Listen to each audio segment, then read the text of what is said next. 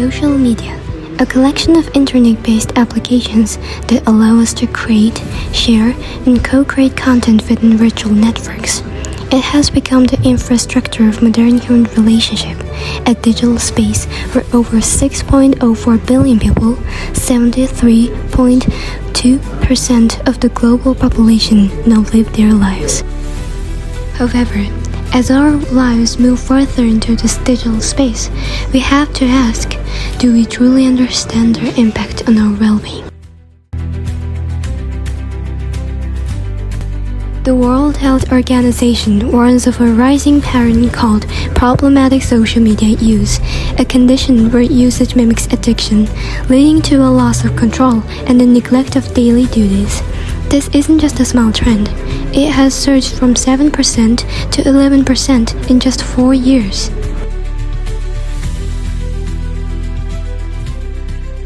Before digging deeper into the data and our findings, let us proceed with the brief introduction. Hello, I'm Aranga.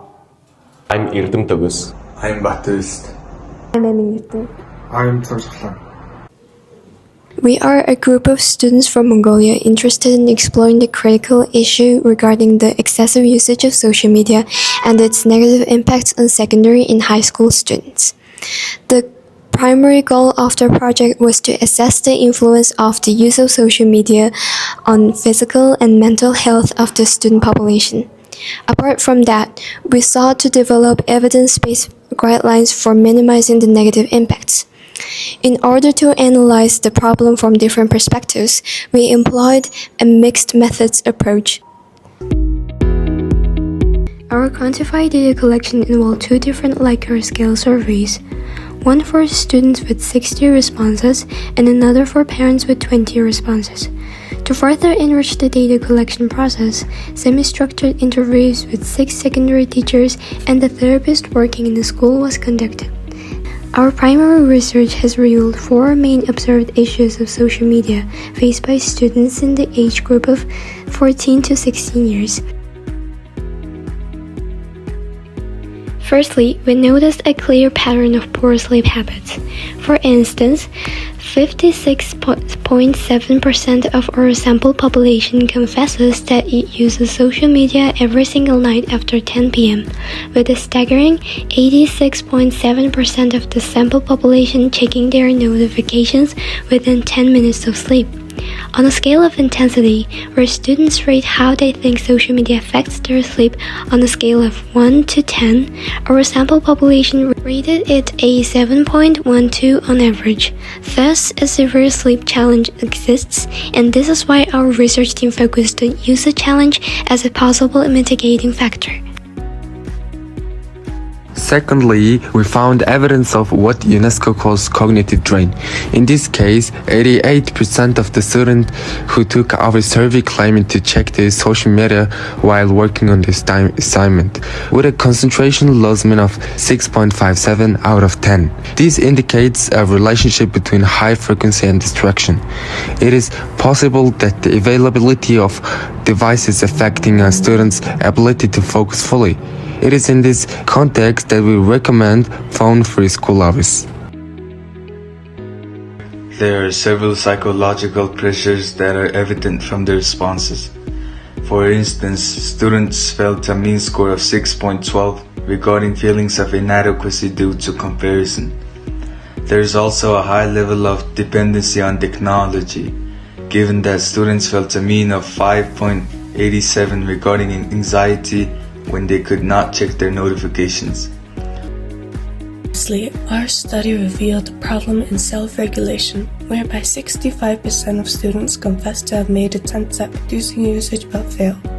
Moreover, 56.7% of students showed skepticism regarding the efficacy of automated time limit apps.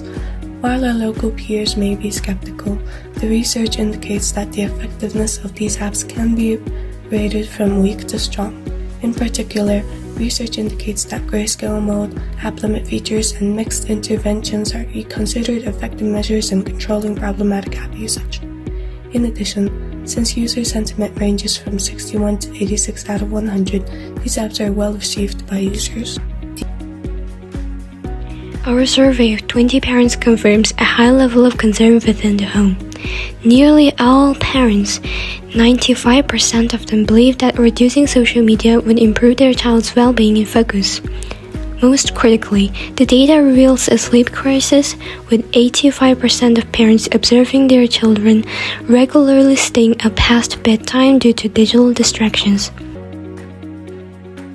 We spoke to 5 educators to understand how these behaviors are affecting the classroom.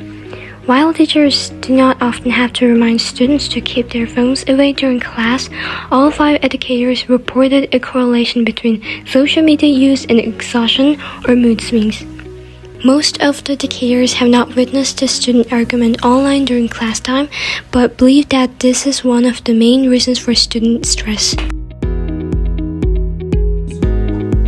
How often do you have to ask a student to put their phone away during a single lesson? I think it's very important for them to, put away their phone during the lesson time. It's very essential for the student to pay attention during the lesson. That's why I need to warn them every single time to memorize or maybe to keep on their mind knocking, okay, focus on the lesson. Юу н гардаг шүү дээ. Гарна шүү. Үгүй гараад байна. Not many times actually. Okay. To what extent do you observe a student's emotional state, such as visible distress, agitation, or sudden withdrawal, being directly influenced by an incident that occurred on social media platforms prior to or during school hours? Okay, I would like to say in this point, students, they actually, follow this scroll on social media. It's like for the adults as well. So we should not, engage ourselves on more any unnecessary content or maybe stressful thing. Яг бодоор харж байгаагүй ч гэсэн юу нөлөөлдөг гэж би боддог. I do observe some of them and яг сайн мэдэхгүй маа. Тэгэхээр нөлөөлдөг байж магадгүй гэж та хэлж байна. Танд сошиал медиа хэрэглээ ихтэй сурагчд болон тэдний өөртөө итгэх итгэл, сэтгэл төгсөх байдал зэрэг хоёрын дунд ямар нэгэн холбоо ажиглагддаг вэ?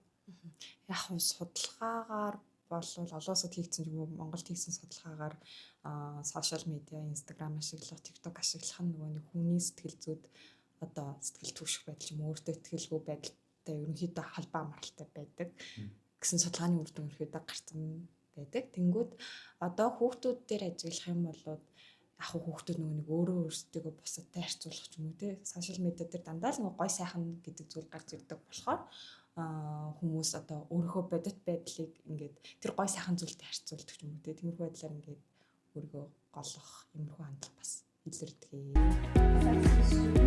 Today, we'll be taking a look about what we did to raise awareness about excessive social media use and the risks it has on our physical and mental health. First of all, we made presentations in over 6 classes and reached 134 students. In these sessions, we spoke about how the risks of excessive social media use both physically and mentally. We also held our presentations online where we reached 19 participants. At our message further, we gave out posters to students and the general public. These included the risks of excessive social media use and practical tips on how to stop it. The posters served as a constant reminder to decrease their social media use. In addition, we made an Instagram account named Beyond the Scroll and gained over 100 followers. We posted tips and tricks on how to reduce social media use. For the purpose of determining the impact of the awareness sessions, a follow-up survey was carried out. The results indicate that the awareness sessions were beneficial, as the students showed increased awareness and behavioral change. For instance, the results showed that 62.9% of the students showed interest in using focus tools such as the forced application, and the level of understanding of the effects of social media usage increased, as the mean score of 7.23 out of 10 was recorded regarding the awareness of the effects of unrealistic comparisons using social media. In addition, 71.4% of the respondents showed that they intend to use the 10 p.m. digital reset strategy at least 3 times during the following week. In conclusion, through this project, we were able to understand the major issues relating to social media that most students in Mongolia are facing today. From this survey, conducted based on the data provided by our fellow students, we were then able to conduct through research to come up with the course of action that go beyond mere advice. We were able to help our community and get many different perspectives on the issue at hand. We moved from merely identifying the problem to providing a course of action backed by research to ensure that our students, parents, and teachers have the necessary information to deal with their social media well-being as a team.